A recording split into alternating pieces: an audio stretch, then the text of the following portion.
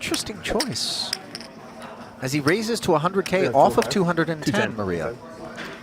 Just in case there's some fireworks behind him with maybe multiple all-ins, he can try to benefit from another player getting eliminated before him.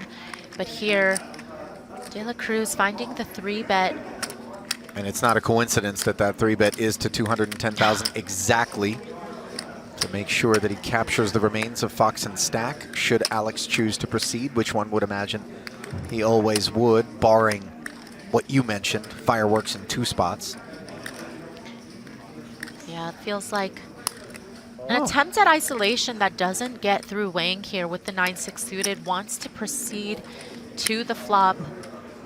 So the main pot's going to be complete, as De La Cruz isn't going to love having to square off against Weng, the only stack larger than his own, as he sits in second right now, into a dry side pot. 680 in the main. And Queen Jack 3 is just fine by De La Cruz. Firing into a dry side, looking oh so strong, and the 9-6, of course, has no future.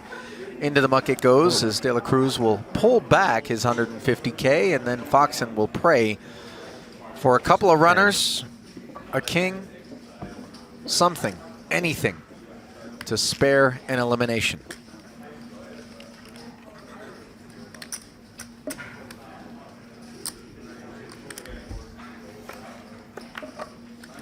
Turn, pairs the board, and it is 3 outs. One time that will retain Alex Foxen here at this FT, and the Jack of Hearts is not among them. So a wrap of the felt, a return of the time banks, and his name up in lights, not the way he would have wanted it. Light over, But it's 160. 160,000. Seidel limping the Queen 9 offsuit. Tamasauskas bottom of range, just looking to draw the curtain, unsuccessful, as Eric gets sticky for an extra 130, or extra 100,000 rather. And the 4-5-7 flop does give Tamasauskas a gut shot straight draw. No is the answer, as he checks back. Eric still disinterested. And also, you know that you're not going to be able to show down 8 high as a winner.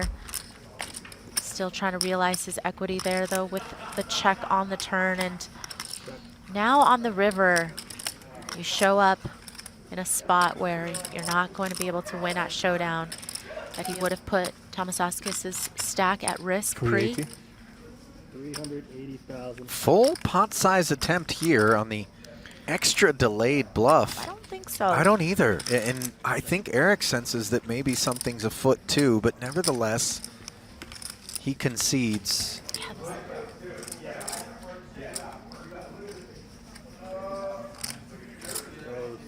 It does feel like these two players are just destined to tangle today.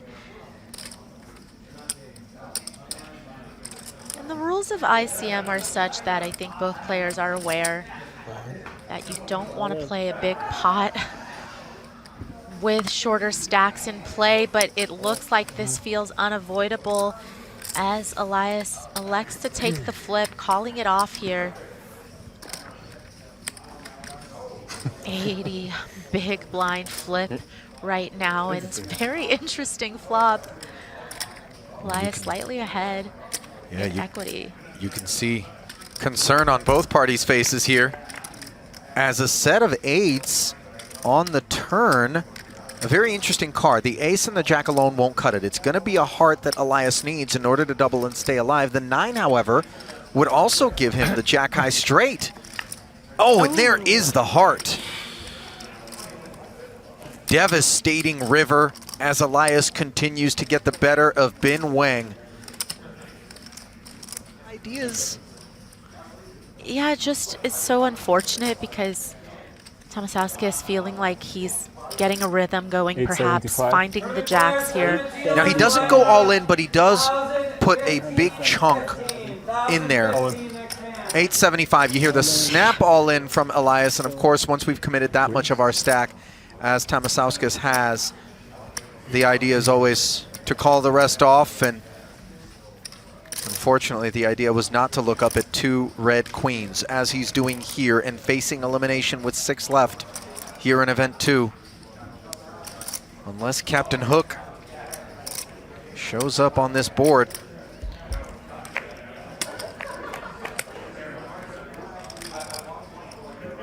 No jack, but a couple of clubs at work. Queen of clubs. Queen of clubs.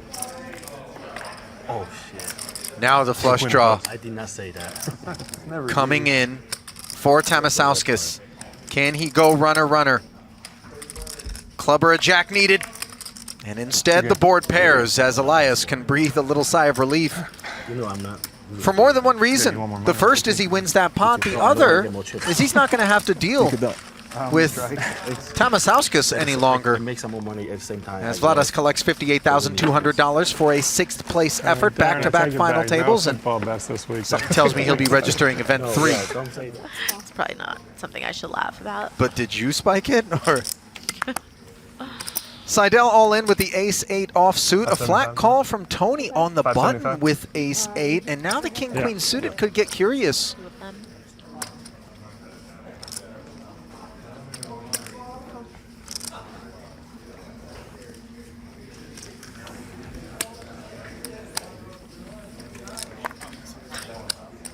Better than double up.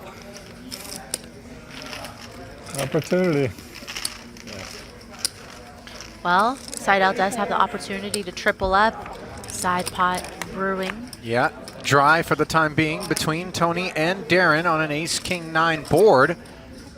Not one but 2 players have hit the ace, while Elias is left with just kings.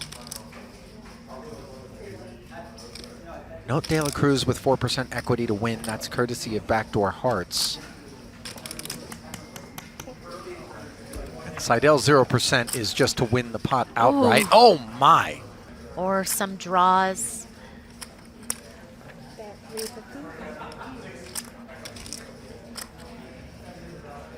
Can't blame De La Cruz for wanting to put in the call here. But he folds. Wow, and nice fold from De La Cruz. The hand I had. That's a big fold, Maria. Especially with the check back on the flop, kind of surprising to not see him just get to the river there and decide. I think that's a good amount of situational awareness, though. A dry side pot for Elias to come betting into that with Seidel all in, jamming, and having a decent amount of ace-x in his range. It always looked mighty, and indeed it was, as Eric fails to find the case ace, but does find $77,600. Because it could use, She's not it could lying, use a by good the way, dusting, guys. De La Cruz jamming here. Good luck, man. Thank you. As well, I take it back. He's calling off. He limped 46. the ace-9. Weng then decided that he would be able to pounce. Yeah, I'm going dead. Yeah, And De La Cruz happy to play for his entire stack. Ace-9 against Queen-Jack. To the flop we go. that was a bad card. 2.78 million in the middle, and it looks like it's going to be headed toward Bin Weng, at least for the time being, as he has hit the jack and now makes 3 of them, which leaves Tony De La Cruz drawing dead. River will be of no consequence, and Good game, boy. De La Cruz with a round of handshakes We're and on a break or no? handsome $97,000 to add to his We're on the break now. playing a hand. career tournament earnings. No. A couple of 4s for Baldwin. He's going to put the remains of Weng stack on request with them. 8-9 suited is 9 high, but it is pretty. 13 bigs has been Weng want to gamble. So much different to be the man jamming with the 8-9 suited than calling it off.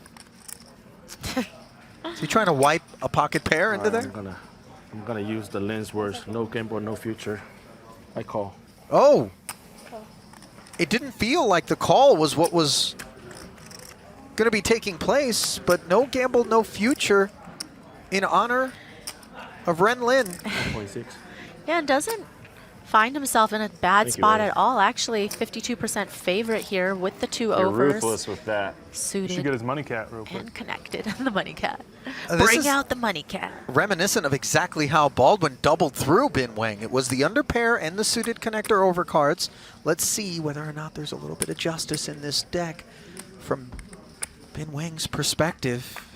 As we play for 3.3 plus, a 9 in the window, and justice appears to be his, but he's got to fade a red 4. Oh, and now he's got to fade more than that. Always like that, huh? The backdoor spade draw shows up. Very similar run out to the one that took place in the inverse. Red card. Hard.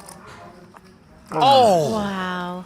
Good game, buddy. Nice play, man. Good game. Nice devastating game. GG. Great game, Ben. for Okay, good Good luck. luck, man. Bin Good luck to Weng, both of who you. obviously has earned the respect of both Elias and Baldwin, not just here today, but Probably not, right? It's a little weird. on prior occasions. But yeah, I'll move down there. How about red-breasted merganser? No?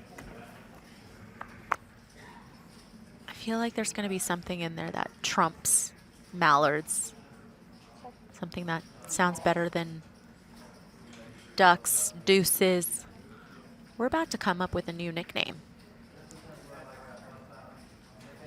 Well, Baldwin's about to come up with a pot, it would seem. 5 of diamonds would be a pretty nice card to come.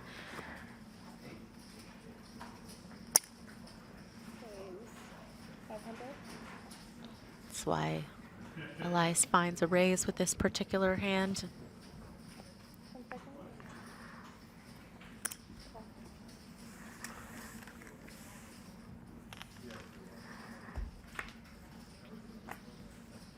Did hunt that turn equity, but chose to check raise. And it's not to say that he wouldn't play 8x fast on a board like this. So this turn barrel could get uncomfortable for Baldwin. I'm not sure that he can let it go just yet. Obviously, he draws live against 8x. You know, there's a portion of Baldwin's continuing range that is not going to be able to call here, but as you mentioned, Jackson 8's just a little too good. So you see Baldwin sliding 800 out there to see the river, another 1.6, doubling the pot. And I think that Baldwin's hand is getting a little bit clearer in Elias's mind once he calls that turn. Look at this run out. Double paired board now. Be a little bit more incentivized to take a different approach. No, I mean, I think a really good jack can still find value. Fold. Wow, gets through. Indeed it does, as Darren takes down the biggest pot thus far in this heads-up confrontation, and in doing so, gives him the biggest chip lead that he has had. Yeah, remember, it was off of 10-ish big blinds that he spun his way into this heads-up battle, really kind of out-kicking his coverage in terms of stack depth, laddering all the way up to a guaranteed 155,000.